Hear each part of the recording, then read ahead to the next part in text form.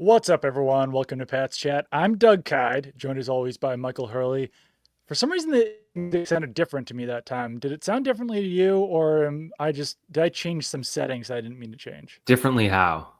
I don't know. It sounded clearer to me than usual, You but might be just seeing the world in a different way now this is that, a I don't great know, start to the there's a new podcast. pope, there's a new There's pope, and you're just seeing the world more clearly.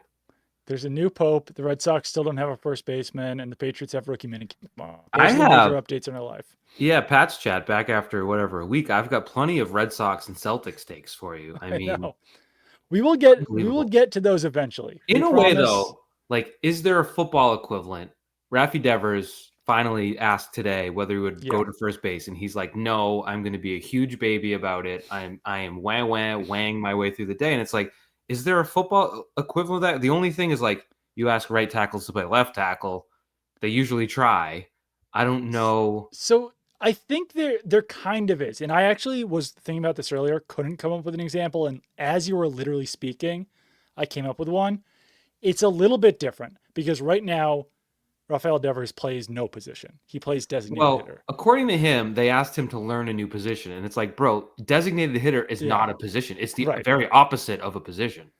So the example I just came up with off the top of my head was Debo Samuel. Remember when he was like, I don't want to run the ball as much. I don't really want to be a running back. I'm a wide You looked that receiver. up, and he had like 100 carries that year or something. It was Yeah, they absurd. like completely overused him. He hasn't really been the same since. Hmm. So it's not a perfect one-to-one comparison because like Debo Samuel was being overused and he was Mm, like, "Hey, stop doing that." Whereas Rafael Devers is only hitting. He's not yeah, playing a position and but it does like it feels very odd and we won't go that deep into this for him to just be like, "No, I'm yeah. not going to play first base for you." I think it's just endemic, if that's the right word, to baseball. Like it's the Yeah, most selfish, personal, individualized sport, even though right. it's a team sport. Guys are generally, and this is maybe like inside media thing, but maybe people do care, don't care. They're generally the worst people. Baseball players, just a fact of the matter. Like you can go through a locker room and yeah, you'll meet like a wide receiver who's like a diva or something, or a quarterback who's a mega world star. But generally, you're going to get a lot of normal people across the board. Hockey, obviously, the best. Basketball is probably similar to baseball, but Mhm. there's fewer people. I don't know. There's just something It's about more the, like excused. Yeah. and there's 162 games and all that. But baseball players are generally just not great people. And I thought Yeah. Devers was different, but he's a baseball player. I think that's what we learned. So I don't know. I just was thinking, like, imagine. I think of like Yeah. Julian Edelman playing cornerback against Right. what Lee Evans in the AFC Championship game. Was it Lee Evans or was it Bolden? Like he was battling out there against the Yeah. top tier receiver and was like embracing it as And like opposed to being like, no. once again, not a perfect comparison because Julian Edelman was like a bottom of the roster guy, seventh round pick, already had switched positions once from quarterback to wide receiver. So like I'm one just like saying, it dudes are would be dudes. like I mean, I don't know. What would it be like? It would be like asking Micah Parsons to move from edge back to linebacker to some degree. Would it be like asking Devin McCourty after making a Pro Bowl as a rookie at corner to play safety? Because I think it's kind of like that, and it No, it worked is out for true. him. Yeah. So I don't No, know. like That's there are countless examples of football players being put in uncomfortable situations yeah. and embracing them. Well, Like Michael Wenu last year. Snip snap, snip snap, snip snap, right mm, guard, right tackle, right guard, right tackle, right guard, right tackle. And like really we pressed him pretty hard about it and he didn't come anywhere close to saying what Devers did yeah. today about potentially playing first base. I think the biggest difference is football is an actual team sport, Right. like a real team sport. So Yeah. that's my thought of that. And then Celtics Pat's thought. Yes. What if the Falcons lost this 28-3 Super Bowl and then the next day or 2 days later went out and lost 28-3 Super Bowl again? That's what your Boston Celtics are doing right now. Unbelievable. I mean, I said we'd get to all this at the end, but now is as good a time as any. Like, it's just, I don't know. Maybe they wind up coming back from this, but how do you do that Twice. twice in 3 days? It's the same thing as the Falcons, where it's like just hand the ball off inside and gain 2 Right. yards. You don't need to do anything more than that. Like, you're up 20, they hit a 3, they hit another 3. Just get a layup. If you score 1 2-point basket for every 3 threes they hit, it's going to take, what's that, 9 to 2. It's going to take like 5 of those cycles before you have Yeah. to worry if you could just keep scoring a little bit, and they just can't do it. It's unbelievable. I mean, the good news for the Celtics is that they were far better on the road this year than they were at home. So like in most situations, be like, oh, they're kind of screwed losing their first Yeah. 2 home games. But I don't know. I mean, we'll see what happens here. They were nasty on the road this year, so maybe it won't make that big of a difference. Maybe they can still advance, but pretty inauspicious start to the Yeah. old series there for the Celtics. So nothing really happened this week with the Patriots is what we're getting at. Well, there's going to be tomorrow. On Friday, we have rookie minicamp. And ideally, you would record a podcast after rookie minicamp. And like, this is not, I'm not complaining about this, but like, Mm. rookie minicamp is on a Friday at 2 o'clock. It's going to wrap up, the practice is going to wrap up at 3:20.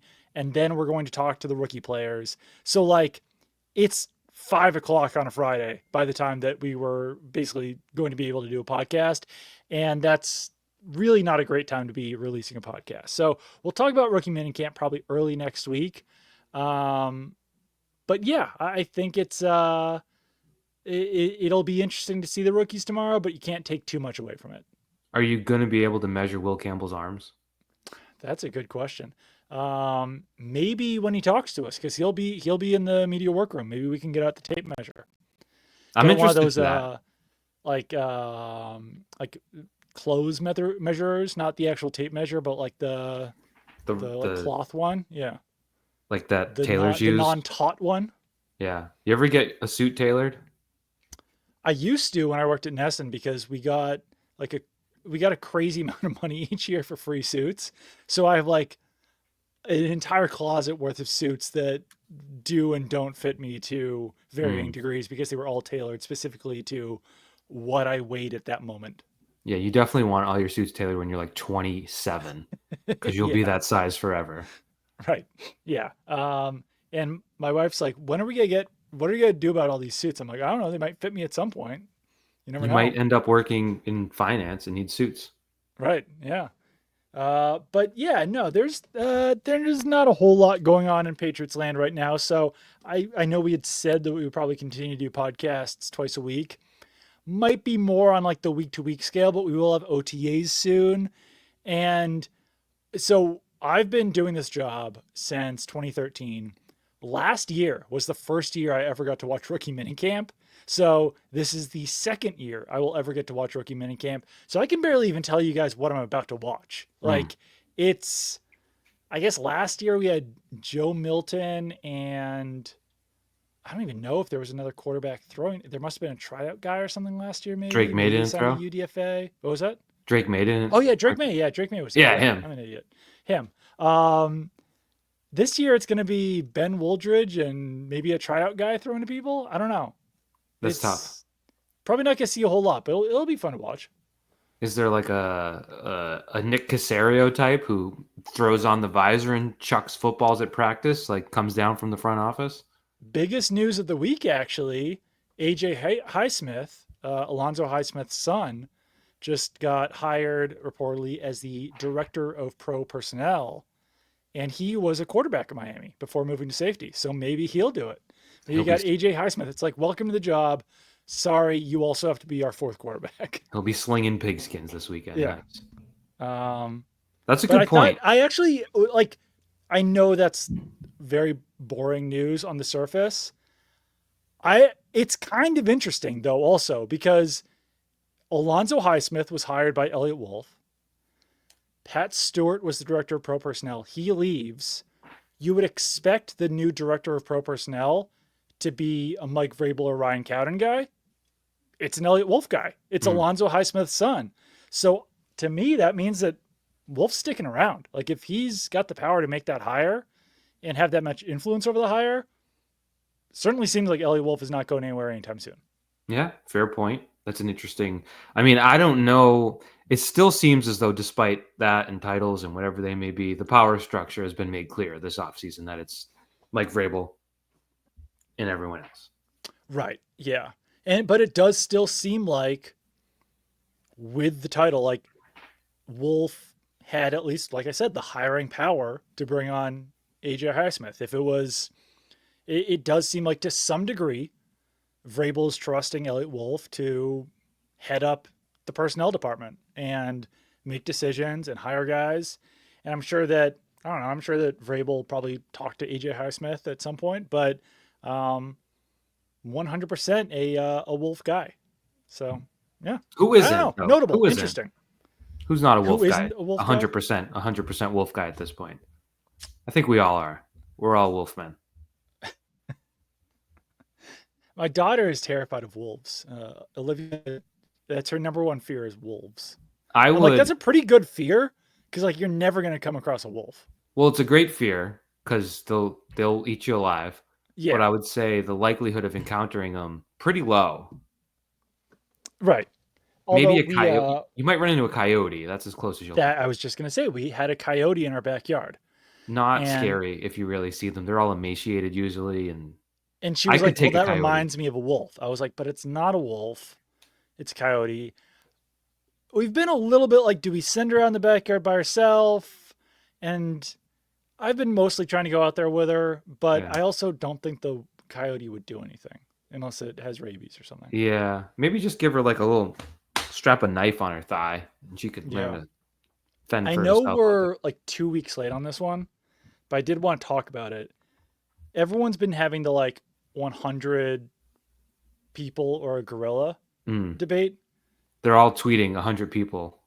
It's 100 That- people. It's 100 people. Like, there's Yeah. literally no doubt in my mind that 100 people could take a gorilla. Zero doubt whatsoever.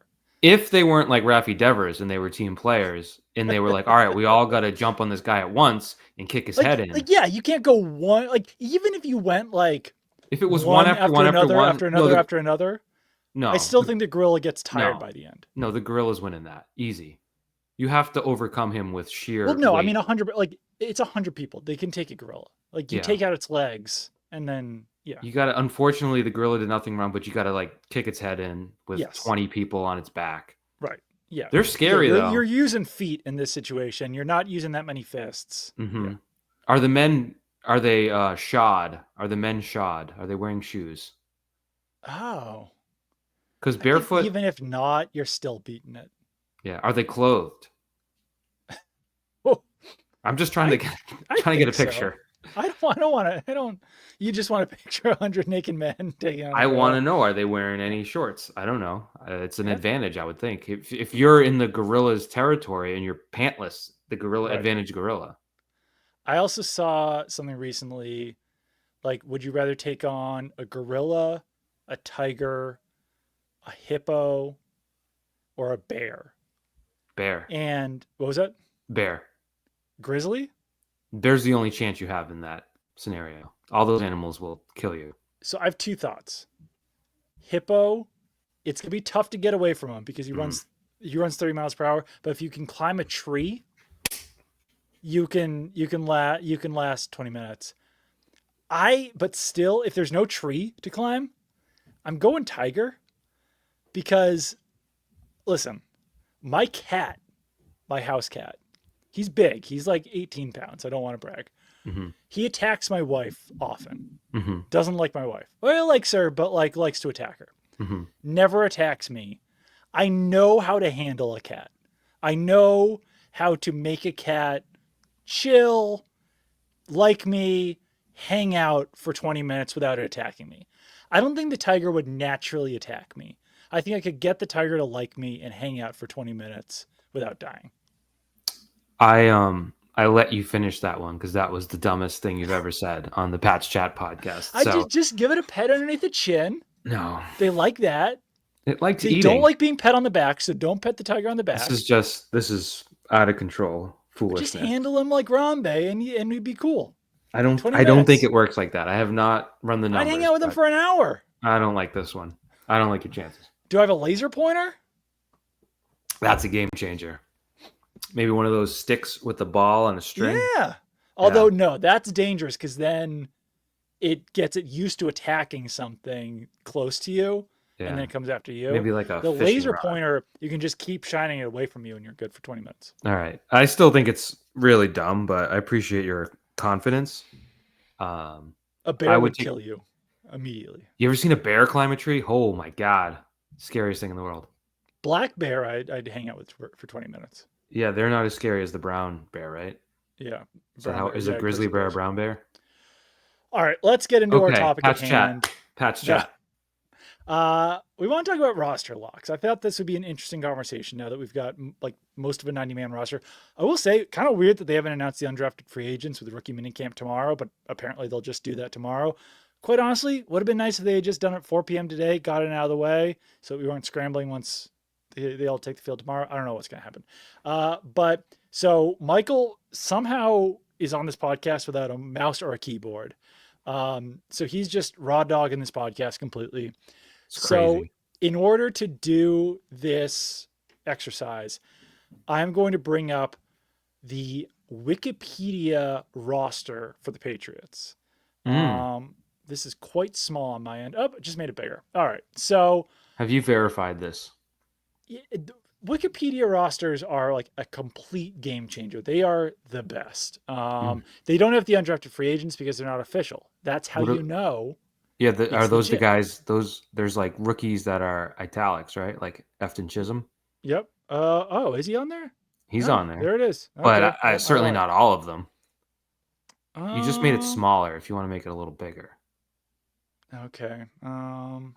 if not, we'll survive. Is that Yeah, bigger? that's better. Yeah, that's better. Yeah, All right. So at quarterback, I think you got to say that Josh Dobbs and Drake May are locks, right?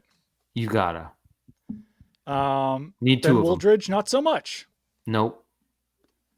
But yeah, they're not bringing on a new backup quarterback. Like Josh Dobbs can basically stink it up in training camp. They won't have a better option out there, I don't think. Mm-hmm, mm-hmm, mm-hmm, mm-hmm.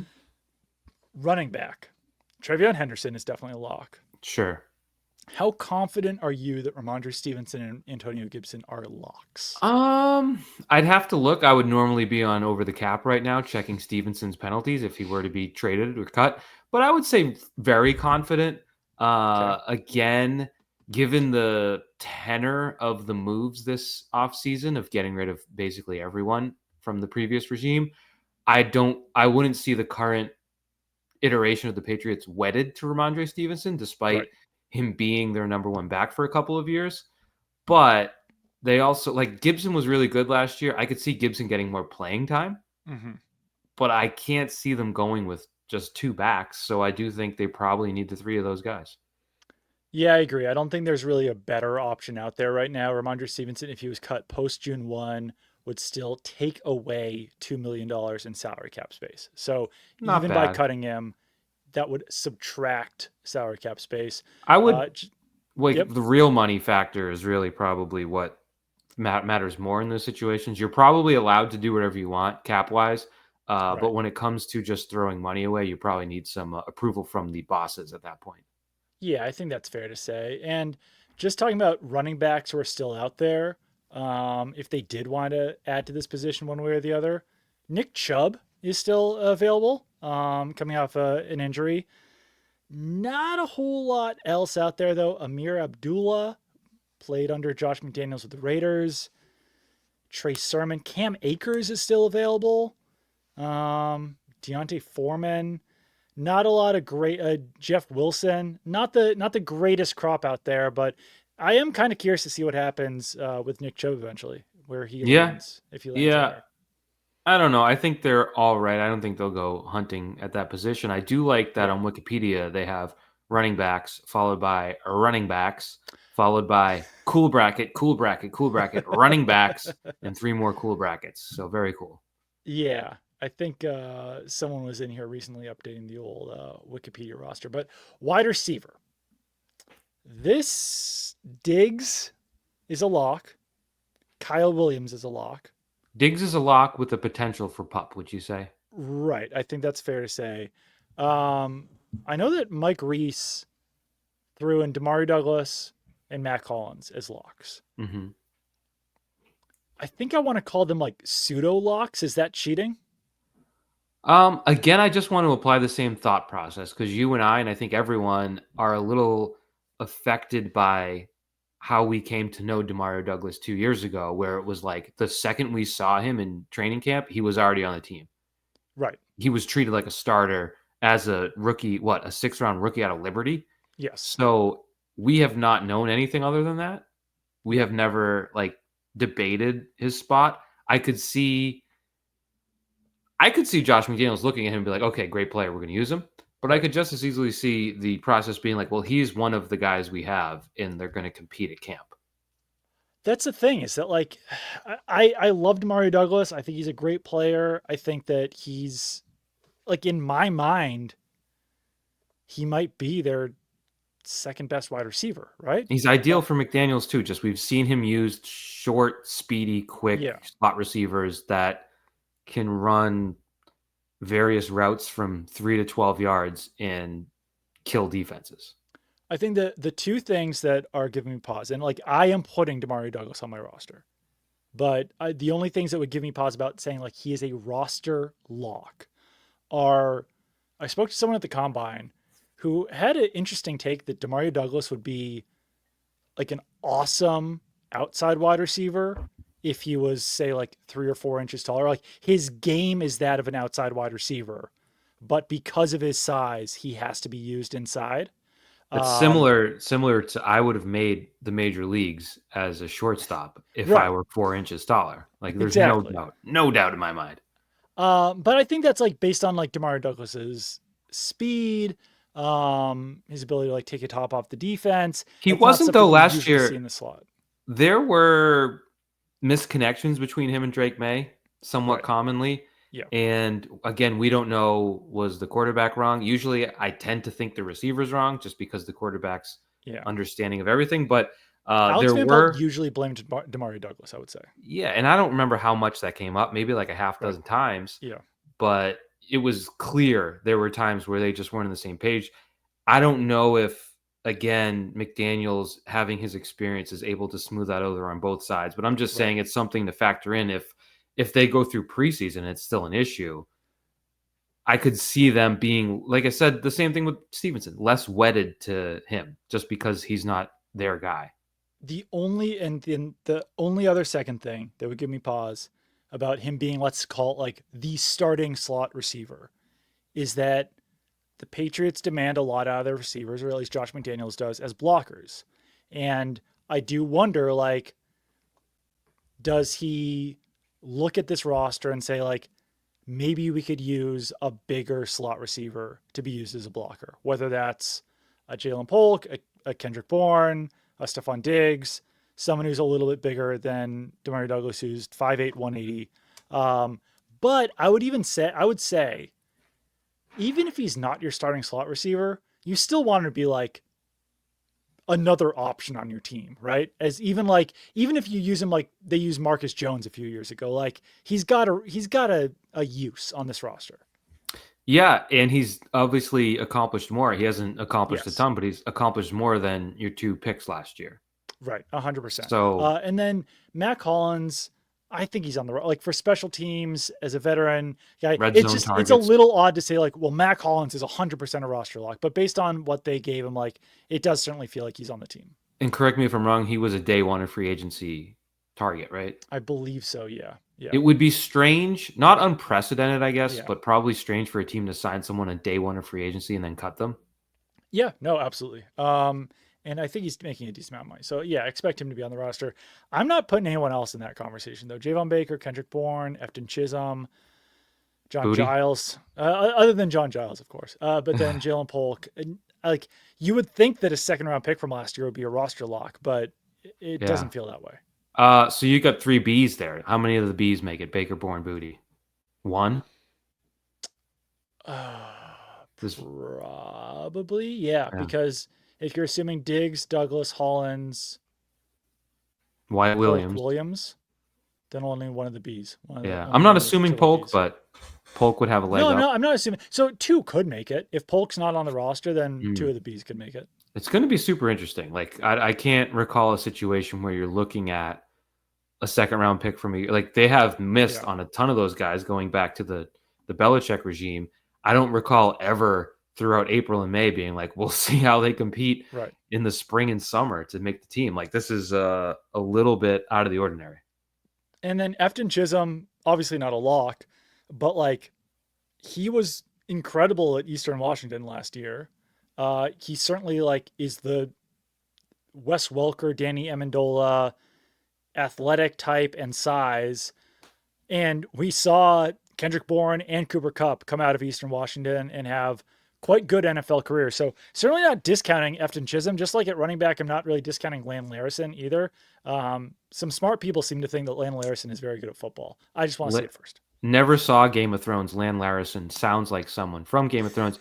In Chisholm, I saw a tweet today. I can't cite it because I don't have a mouse or a keyboard. I assume it was Mike Reese. Could have been anyone though. He got a decent amount of guaranteed money, and I Yeah. believe the So tweet did said Larison. there was a lot of competition to sign him. So Right. If Lan Larison sounds like a Game of Thrones character, Efton Chisholm sounds like the name of someone in like a Amish documentary or something. I don't interesting. know. Right? Efton Chisholm? That's kind of a I don't know. It Seems like sounds an historical. old style name. Yeah, I like it. Tight ends, Hunter Henry and Austin Hooper. That's pretty easy that they're locks. They've got. It's interesting that they only threw a couple of the UDFA's in here, but they've got some UDFA's who could certainly compete with Jaheim Bell and Jack Westover at the tight end position here. Yeah, third tight end is not super important though. Who was the guy 2 years ago who was like the best player in the world out of nowhere? He's still playing. He had a huge game against the Jets when they beat them on the road. Oh, he had like 3 huge games randomly. Tight end. I'd look it up, Doug, but I can't do it. He went to Oregon. Um, Come on, I'm. Doug. I Save me. cannot believe I'm not pulling this name, Save me, and Doug. I'm not going to either. I'll save you in a second. That was 2023, right? I got you. I got you. I still have a phone. Without a mouse? What's this guy doing? What is he, crazy? I'm going to tell you first. Pharaoh Brown. Pharaoh Brown. Yeah. All right. Beat me. Offensive line. Um, Will Campbell is a lock. Campbell's a lock. Morgan Moses is a lock. Moses is a lock. Onwenu is a lock. Owenu is a lock. Bradbury, close to a lock. Jared Wilson is a lock. Wilson's a lock. Bradbury's probably a lock, but the Jared Wilson pick Yeah. sort of affects things a little bit there, right? Yeah, it would be weird. Like, let's say Wilson beats him out. It would be weird to keep him as a backup, but Right. also those are the breaks of the world. So So, if he got cut after training camp, they'd save $2 million, but they take on 2.6 million in dead money. So like, I think you could probably call him a lock just because like, even if Wilson beats him out, what if Wilson comes out and struggles? You what need if a center. Wilson sprains his wrist, you know? Right. So I will throw Bradbury in there too. So Bradbury, yes. Brown Bryant, no. Campbell, yes. Jacobs Lowe, no. Moses Owenu, yes. Layden Robinson, Tyrese Robinson, Wes Schweitzer, City So, Cole Strange. A lot of No. work, a lot of battling there. There's a couple spots for Is 5 Caden guys. Wallace a lock? Probably because of positional value. Right. If he can show up to camp and solidify himself as a third tackle, then absolutely, because that has a ton of value. If he can't, I guess it's performance based, but he'll have a better shot because of positional value over guys like I think Layden Robinson's on the team, but right. it's a lot easier to move on from a second year guard than it is from a second year tackle if he can play. The new regime changes things a ton. If it was still Gerard Mayo and Alex Van Pelt, I would say that Layden Robinson and Kane Wallace are locks. The fact that it's not, there's just going to be fewer locks on this roster. So this isn't like a shot against these players.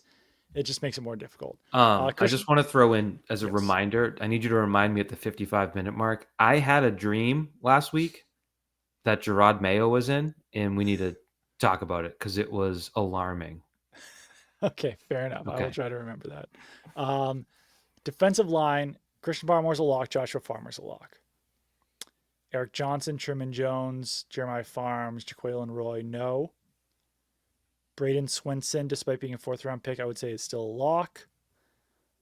Kyrus Tonga, I think, was another first day free agency guy. So he would probably fall under your Mac Hollins distinction. I suppose. Was he day one? I think he might have been. So if he's cut post June 1, they take on $1 million in dead money and they would save $1 million. So I can't really see them throwing away $1 million. So yeah, he's and given like the state of the defensive line, Yeah. probably a lock. Keon White's a lock. Milton Williams is a lock. You That think one's pretty so? simple, right? You Other than think Tonga. Williams? You think Williams is on the team? Let me check it. If they cut Let me check over the cap real quick, just to just hundred to make million sure. in You dead never money. know. What if he is late to a meeting? What if True. What if, so if he were to be cut pre June 1, they would subtract $37 million in cap it's a space. big hit. Post June 1, only subtracting $19 million in cap space. So it's really hard to say. Yeah, it's up in the air. Yeah, if he parks in the wrong parking spot, Right. Yeah. toast. Yeah. Um oh, we got a comment here. Mike cleans up well. Oh, Get a load of the so movie star over here. I play men's league baseball, and I made a mustache pact for opening day on Sunday. So I had a full Mm. mustache on Sunday, and my wife, I'm surprised, didn't change the locks on me while I was out, but that was quickly ruled down. So this is what I got for like. I like to check out the face once a year, see Yeah, what's going that on. makes It's sense. a lousy face, but No, check it's a it out great once face. a year. All right, linebackers. They only have two, according. Wait, what? Well, I saw linebackers, and there's two names, but then they have two different middle linebacker headers, and then an outside linebacker, then a third middle linebacker, then a fourth middle linebacker header. So, Oh, that's just the way it's showing up on your screen. oh, I got you. I thought those were headers. Yeah, those are positions. Yeah. Is that better? That's way better. We happier with this? Yeah.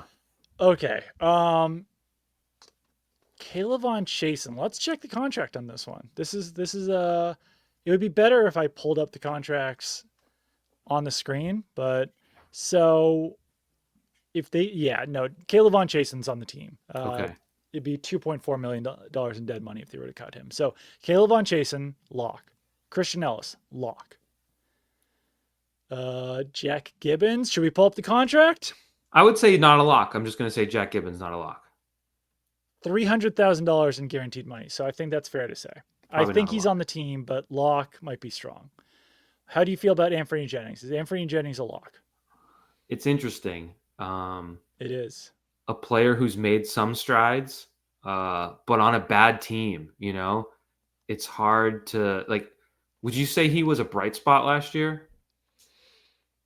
Kind Sometimes, of. Only like, because great run defender, and he might have led the team in pressures last year. I'm gonna look this up while we speak. yeah, like it was a moderate bright spot, I want to say, but again, Yeah. on a team where there weren't many in the front seven.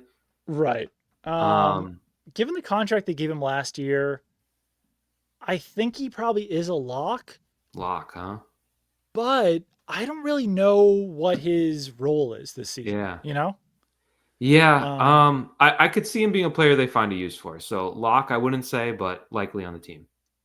yeah. Landry's a lock. Um, Landry's a Unless lock. unless like his legs don't work. Robert Spillane is a lock. I'm gonna say Monty Rice and Jelani Tavai are not.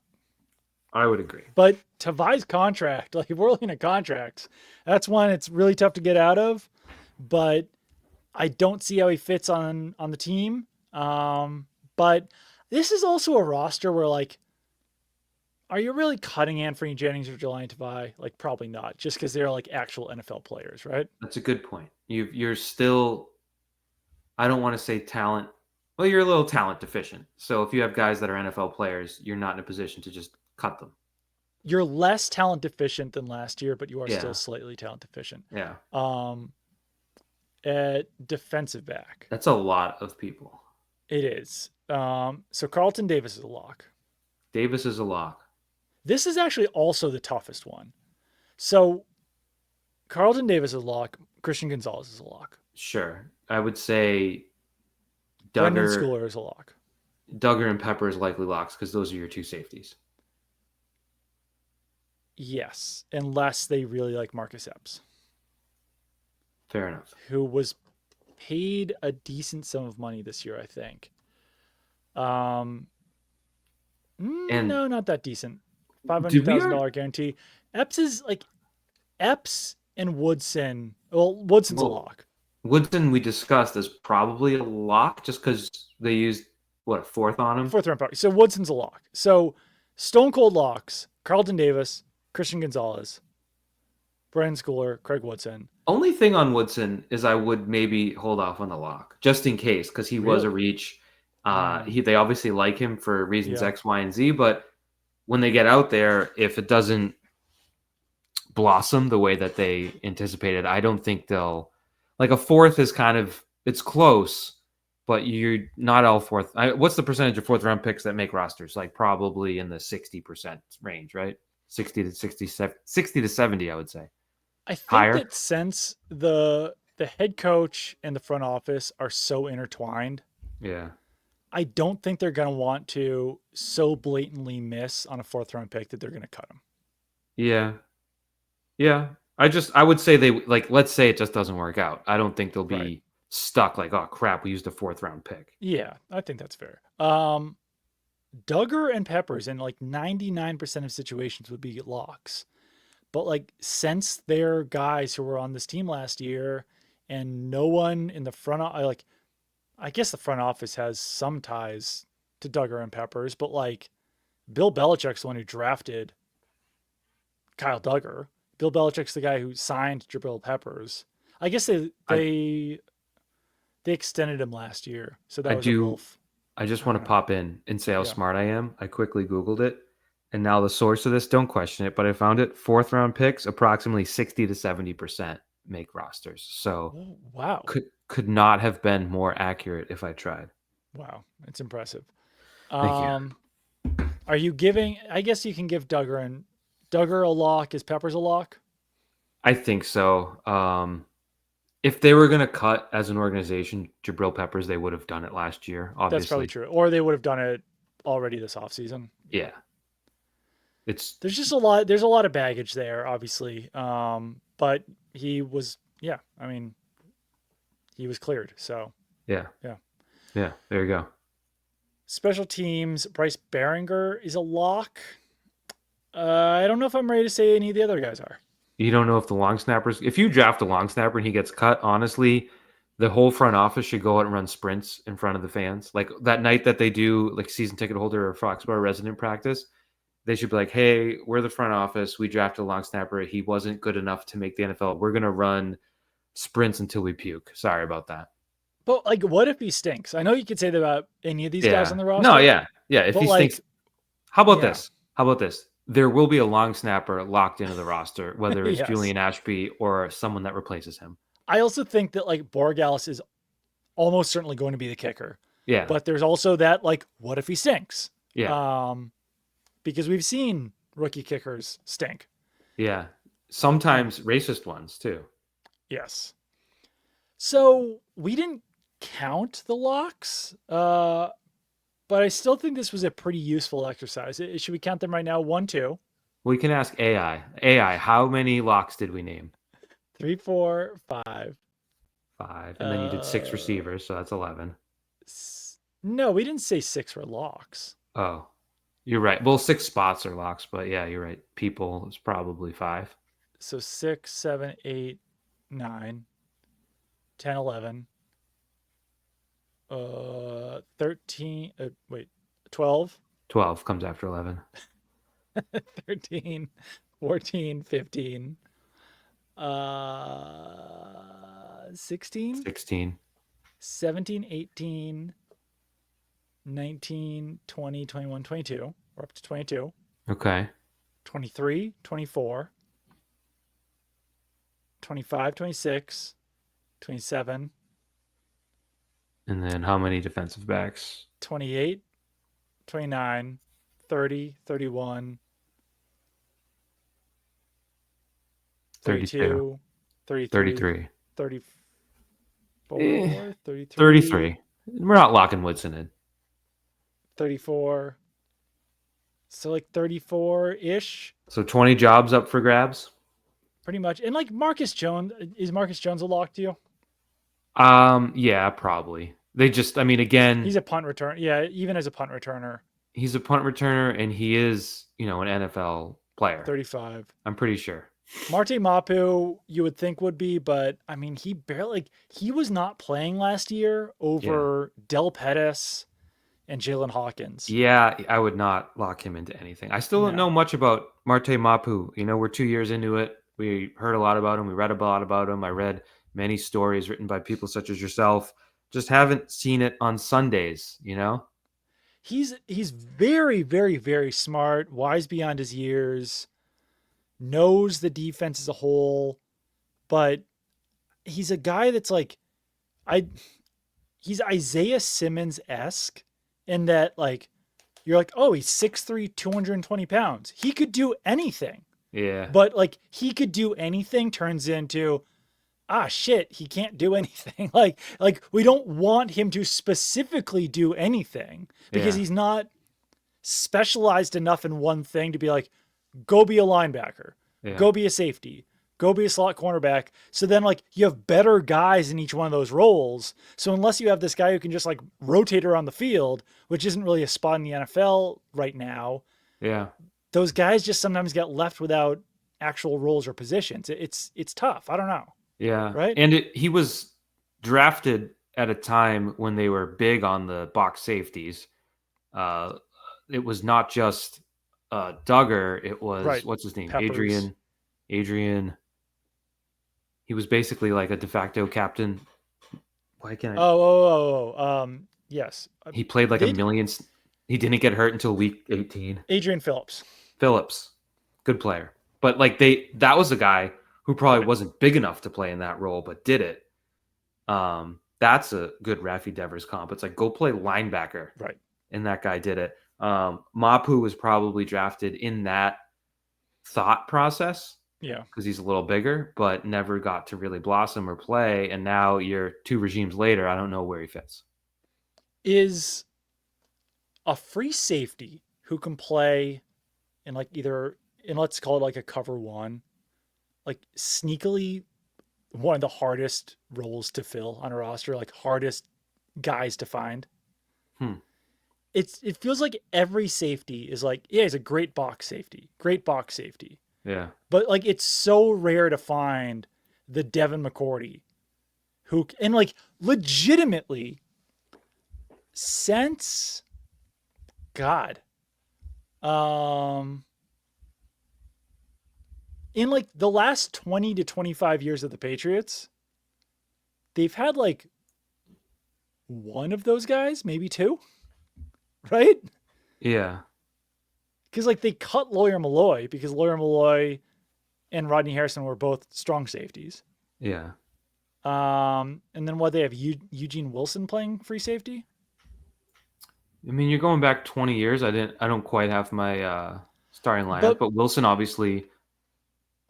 Yeah, I mean that was different. They were playing a different sport then, so it's hard to. But really... there was a dark ages of Patriot safeties. Yeah, like where when you James had James Sanders Sanders and was a Brandon starter. Merriweather, Brandon McGowan, all of these guys like Patrick Even Chung version 1.0. 1.0. Look at all us trying now. to play free safety and none of them could. And then they finally moved Devin McCourty back there and the spot's filled for 12 years or whatever it is. And now they like Devin McCourty's gone and you're still like, crap, we don't have a free safety. Right. Yeah, no, I guess. I mean, it's a hard position. I always thought like, I don't know if this makes me whatever, but I always thought the impact of a guy like, not Ed Reed, but like Ed Reed was a special player, Right. but they always tried to make like Palomalu out to be Ed Reed. Right. Different. And it was like, I just watched Tom Brady exploit that guy every time he tried to do something stupid. So I guess, I don't know. There's that, to have the speed, skill, knowledge, smarts, and just instinct to play not like a strong safety. Yeah, I guess it's a pretty rare thing. It's like a perfect combination of speed and instincts. It really is, because like you have to have the instincts to read it out and get to the right place at the right time. But if you don't have the speed to do it, you're screwed. Yeah. Um, Well, it's one of so those Devin things. McCourty really did have like the perfect combination of that for a very long time. We're doing baseball comparisons tonight. Like the only baseball closer I've ever seen play football was Deron Harmon. Yeah, no, 100%. It was a really weird, strange skill. And you're looking at the guy right now who gave him the nickname the closer. Yeah. Fun fact. Well, he's like the Eric Gagne of football. People are saying It's it's very very the true. steroid version of Eric Gagne. The good version of Eric Kanye. Yeah. All right, well that was fun. Yeah. I think that since so little's going on, you could probably get into your Gerard Mayo dream at Yeah. the 45-minute mark rather than the 55-minute mark.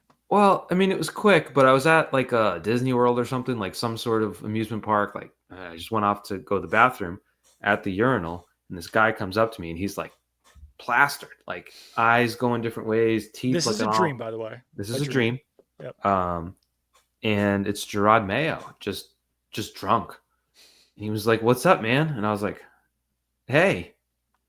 And that was it. That was my dream. And then the reason I say it is because I forgot about it, and then it was like 3 p.m. and I was like, "Oh my god, that was a very weird dream." So that's my long way of saying, what do you think Gerard Mayo's up to? It's a really good question. If I were him, I would be diving into gold coins like Scrooge McDuck I because well, that it was the scary part was I didn't think it was a dream. I thought it was real, and I was like, right. that's not great. Yeah. I'm sure he's Yeah. doing better than that. I don't think he's drinking around the world at Epcot. I don't think that's what he's doing right now. Yeah, I Yep. mean Well, he could be. He's got kids. worst ways to pass your time, I suppose. You got to get through the hot summer days down in Florida. But yeah, hopefully, does he want to come on Pat's chat? Do you think? Should we invite him? I'm gonna guess not. We could invite him. Might as Do well. roster locks? Roster locks with driving. Hey, I mean, like, what channel was Matt Patricia on last year? Was he on Um, BZ? um, I don't, yeah, I think he was. I think you're right. Yeah. So I mean, if Matt Patricia was doing TV last year, then yeah. Yeah, Anything new happened with Bill and Jordan since we last recorded? They've been I kind of quiet this week, I feel like. there was the Pro Football Talk report. I only saw the tweet. I didn't click it. That Bill was looking into outside PR firms, and Mm. that's the last we've heard of anything. So the clamps have been put down, which is for the best. I think. I think the world need like that was getting out of hand. It really was. It literally every 8 to 12 hours there was a new revelation about Jordan From Hudson. like a national Yeah, source like the New York Post or TMZ, where it's just like this does not need to be happening. right. I I don't know if you watched John Mulaney's late night show on Wednesdays, but like he even did a bit about Bill and Jordan Hudson, and like I think SNL did. It became very big. It Yeah, became a large story. yeah. No, it's not what the University of North Carolina was looking for when they hired an all-time great football coach. They're like, what are we dealing with right now? Speaking of John Mulaney, he did a show about real IDs last night. Do you have a real ID? I do have a real ID. I do too. Yeah, Good for us. yeah. Yeah. Though I heard I finally, like if you show up and try to fly today, they just give you a little pamphlet, like you need a real ID. Yeah, they give you like a warning. I I It's didn't only been realize like that. 8 years of Well, warning no, about see, I didn't realize that real IDs actually date back to 9/11, it. and Okay. then they like actually developed the idea I believe in 2005. So it's like legitimately been over 20 years of them being like, "We're going to do it. You better get this. Yeah. We're going to do it." But I they got really mine like 5 started. years ago, I think. I want to say maybe COVID messed up, but it feels like for like 5 years you've been seen at the airport like you need a real ID by this Right. date, and they're like, we pushed it off a year. Oh, we pushed it off a year. So the fact that they actually put it like technically enforced it now, but don't actually enforce it. I mean, good on them. So yep, I've got one. My wife doesn't have one, but she's like, "I have a passport." I'm like, "Well, I don't want to have to bring a passport to the airport. What are You we could doing forget here?" it. Yeah. I did I see a don't comedian on Instagram say like, I'm not getting a real ID because like you gave me this ID. It's not my fault that it's not real. Like that's your problem. Like send me a new one. Fair enough. I mean, that's fair, but they're not going to let you on a plane eventually. So Theoretically. at a certain point, it's like, all right, I'm not going to screw myself over this. Right. So Right. I'll just get the real ID. Feel like there was more to talk about as far as Boston sports went, but I think we covered it all off the top. Yeah, Um, yeah. I think the nothing Celtics with the still nothing win. with the Bruins, really, right?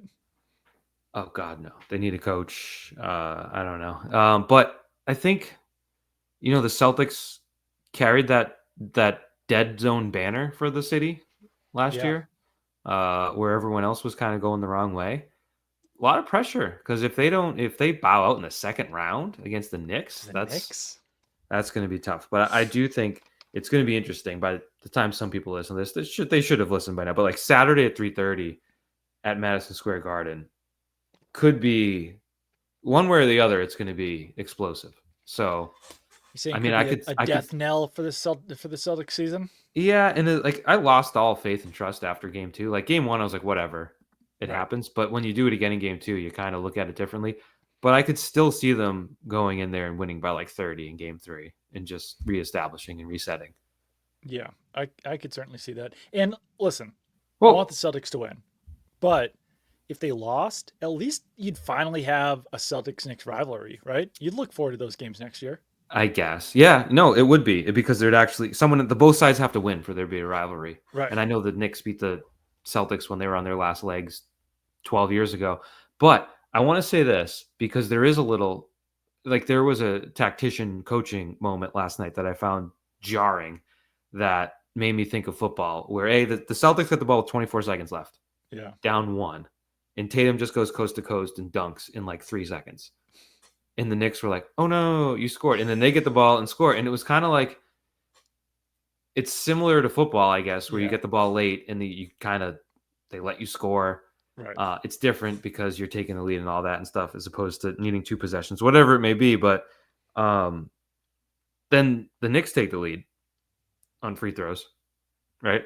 Yeah. Brunson hits the two free throws, 12 seconds left, and they don't call timeout, and they just run the same play again, Yeah. and it doesn't work. It's like, And well, after yeah, the they don't really, they're not going to let you score this time. that's the thing. And Yeah. Joe Mazzulla was asked after the game, why didn't you call timeout? And like he never calls timeout, and it Right. rarely works out. But he was like, well, we wanted to run the same play, and it just worked before. And it's like, how often in pro sports does Right. doing the same thing multiple times in a row work? Like outside of, I think the Patriots beat the Dolphins one year running the same play 37 times in a Right. row, Yeah. but that was like a bad Dolphin, whatever it was. But like, it's like saying I threw a nasty slider and got a great swing and a miss. I'm going to throw it again. It's like the guy's probably going to hit it out of the yard. Yeah. It There's also was, an element there where, like, if the Patriots are doing it, Tom Brady being just like the greatest player in the history of the NFL probably plays a factor. Or, like, I know there's probably similar things in basketball, but like, if Julian Edelman can just keep running the same route and like beating the cornerback in front of him over and over and yeah, over again, that's like, well, yeah, you're going to keep running that route because the guy can't stop him. like when Um, he can do that to the tune of winning Super Bowl MVP. right. Yeah. It was one Or, of my best Twitter threads of all time. Oh, oh, that's a Hall of Fame. We missed it. 53 minutes. Julian Edelman to the Patriots Hall of Fame. We figured it out. Topic. I had no problem with it. I Yeah. know that people were up in arms about Adam Vinatieri not being the pick. Listen, you know how hard Julian Edelman worked to become like the Patriots guy? The hmm Patriots guy that like every 30 something Boston sports fan today was like, if I were an NFL player, I'd be exactly like Edelman. And like the guy that people had crushes on too, and hmm the guy who like went out of his way to be funny, the guy who would like make jokes at his own expense about Tom Brady. Like he did the work Yeah. to be a first And ballot guy. to this day, still was the only person defending Belichick after the CBS disaster.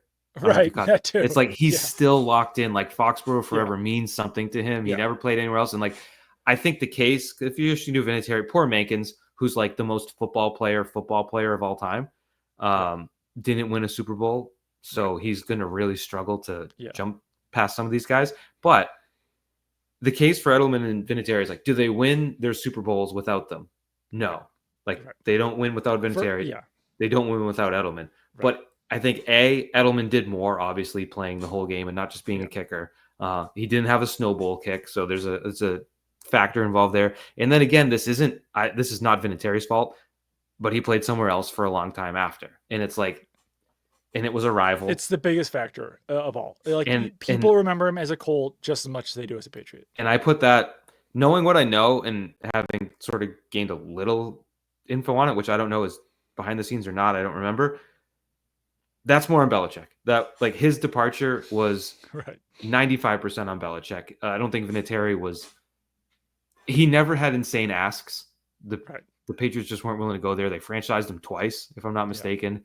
So again, like you don't hold that against him as a person or a player or a professional. But I think in the case of a team Hall of Fame, Yeah. a player who goes wire to wire in his career from a seventh round pick to a Super Bowl MVP, literally in that window, and wins the same number of Super Bowl, is going to get in before the kicker, like for 5 different Yeah. reasons.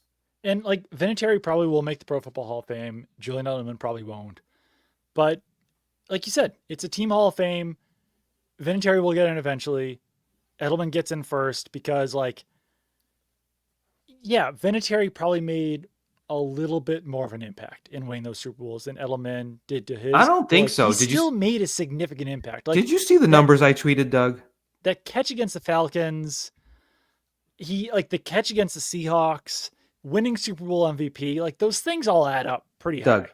I've got 3 Super Bowl runs. Okay, you ready? Yeah. I know numbers don't always work in a podcast. 2014, 26 receptions, 281 yards, and the game-winning touchdown in the Super Bowl. Yeah. Also threw a 51-yard touchdown in the divisional round. Yep.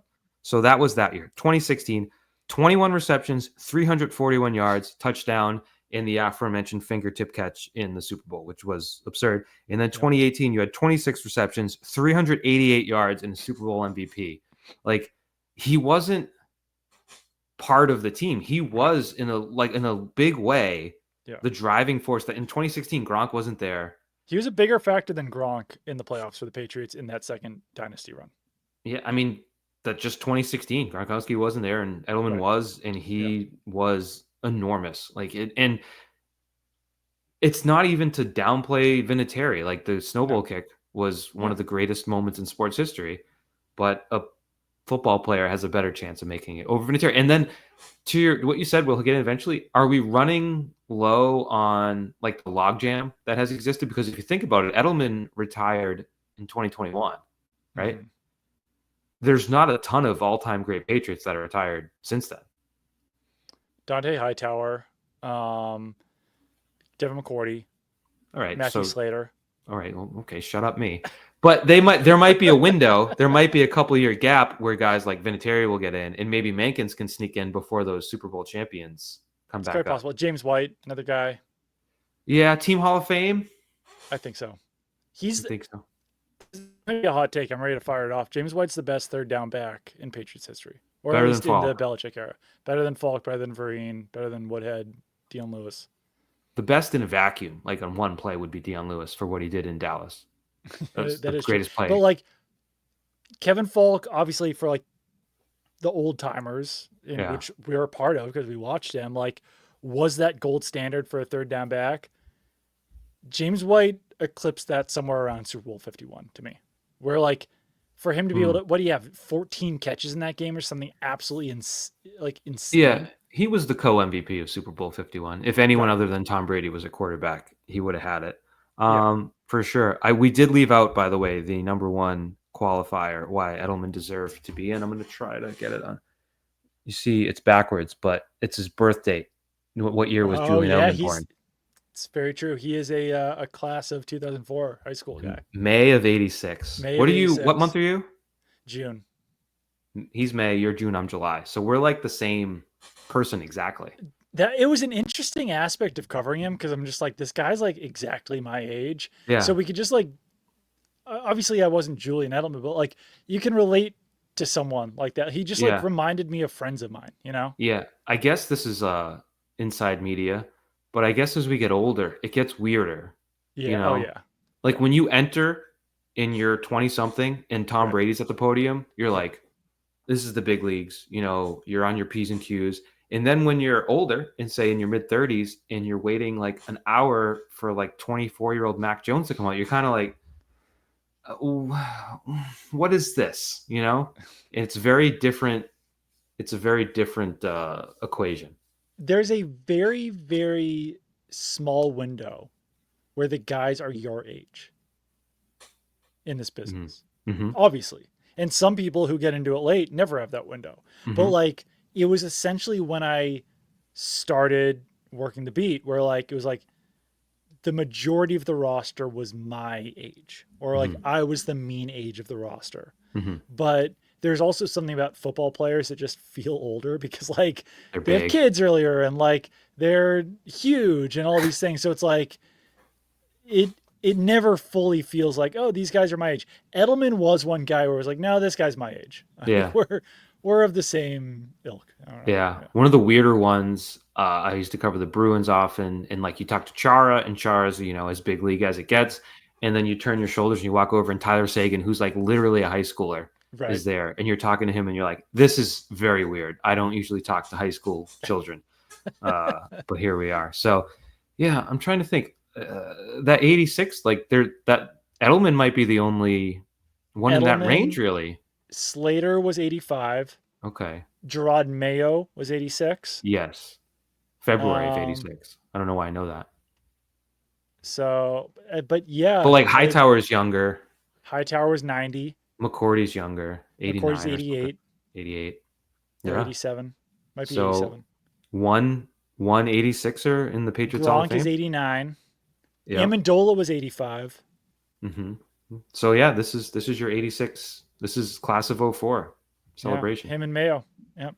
But yeah, was anyone mad about that? I saw people like arguing like Edelman Some deserved people are it. a little mad, but like I know I've already made this point, but like I think to huge Patriots fans of the 2010s, Julian Edelman essentially felt like a family member to you. Like that's Yeah. how well you knew Julian Edelman. That's how a part of your life he was. Hmm. And I'm sure Adam Vinatieri, like to some people, is the same degree, but like he wasn't as outward. He wasn't as Right. available. He He was wasn't a like kicker from North Dakota. right. He wasn't cracking jokes every week But at the podium. Yeah. this is a factor. I would say Vinatieri maybe second only to like, or I shouldn't say second, probably trailing only like Larry Bird and Tom Brady for most basement photos. Like most, I hate using the word man cave, Oh, that's fair. but between the Snow Bowl or like the Yeah. Super Bowl, like he's Right. probably in more basements He's in a than lot of most people's anyone. houses.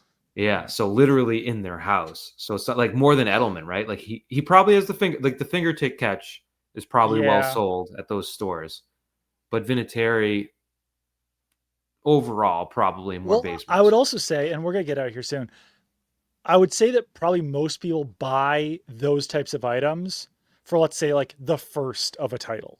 You're not necessarily Mhm. buying it for like the fifth title, you know? Yeah. So, like, Mhm. if you're going to buy artwork for your basement, for your man cave, it probably would have been from Super Bowl Yeah. 36 or what. Yeah. But if you were born in 96, you're probably buying the second iteration of Super Bowls. Yeah. But it was, yeah, that is true. But it was in a pretty short span of time. Yeah. You Yeah. might not own a house, though, if you're born in 96 And you to might get that never. picture. It's true. In this economy, Yeah. Let's do some of that. Let's do economy talk. I think that's what the people want. But anyways, as two homeowners, we both feel very lucky. yeah, I moved 2 years ago. I don't recommend ever doing that. Like we had I'm to. never moving. And I Can't. kind of I romanticize my like 3% rate and how little I owed and all that and how little I paid. But like my house was really a piece of garbage. So it's only in my head. Am I like, boy, I wished we could have stayed. We couldn't have stayed. It was a tree house with a mortgage on it. It was insane. Some of us are still living that life, that 3%. You got a But nice bookshelf, I still haven't unpacked in here. I might get a desk at some point. Maybe my computer will work without issues. But yeah, also it's Burst and Decay release eve, just so you know. oh yeah, I did know about that. Love the Wonder Years. I was actually thinking today that if they ever like played a last show, I might be like, yeah, I'll go to Philly for that. You know? Yeah, it's not a long drive. I was listening today. I Just Want to Sell At My Funeral came on. Yeah. And you mentioned last podcast that The Greatest Greatest Generation. Generation is their best album. The audacity to be like, we're making a new punk rock album, a new pop punk album. And at the end of it, people are going to like our songs so much that they're going to want all of those songs in a In a montage, medley. in a Yeah. 7-minute medley montage, because they're going to be like, that album was so good. I just want to hear parts of Yeah. all 12 songs in a row at the end. And you know Yeah. what? They nailed it. Like, they were right. I don't know this for a fact. I think Dan Campbell might be another 1986 guy. Yeah, they're about our age, I think. They've been January 17th, 1986. just by a hair. We Just should by, get him on yeah, the almost an podcast. 85 guy. What was that? We should get him on the podcast and Talk ask about him the Eagles? Birds chat? exclusively Detroit Lions questions. Be like, I so actually how's thought camp about going? doing that. Um, maybe if the Lions make the Super Bowl, maybe I'll do that. Dan, Maybe I'll thanks for do joining us. How's practice going? Practice is good. How are the guys getting along? It's a big week. How's the chemistry building? How are you dealing with the weather? You preparing for the elements? All these things. It'd be funny this for is us. this is something I should know. The Eagles and Lions they haven't played in a playoff game, right? No. The But Lions that's don't like make a the distinct playoffs often. possibility. That could be like an NFC championship matchup. It Dan should be. Campbell versus Dan Campbell. I think it's a good idea. Yeah. We could hype it up. We have Dan Campbell on the podcast. I'm wearing a All Wonder Years right. shirt. See? Oh, There it is. nice. See? There you go. I like Burst and Decay. I listen to it a decent amount. I'm not going to that show this month though at the Palladium though because my favorite podcast, Doughboys, is going to be in Boston that night. What are the odds that literally the first two events that I wanted to go to in 2025 were happening on the exact same night? What are the Doughboys? I think I've seen that. It's like an actor, right? Doughboys is Mike Mitchell and Nick Weiger. Mitch was in Love. Uh-huh. He was in Parks and Rec, but they review fast food restaurants. Like that. It's a fantastic podcast. Yeah, it's great. But, Yeah. So I'll be going to that instead. Nice. Mike Do they Mitchell need from, any from Quincy, Massachusetts. Do they need any Patriots. podcast openers? How does that work? Should we go out there and do a little patch chat? We could do roster locks. We could play the theme song live. It's at the Wilbur. I think it needs to happen. Connor O'Malley announced a show at the Wilbur.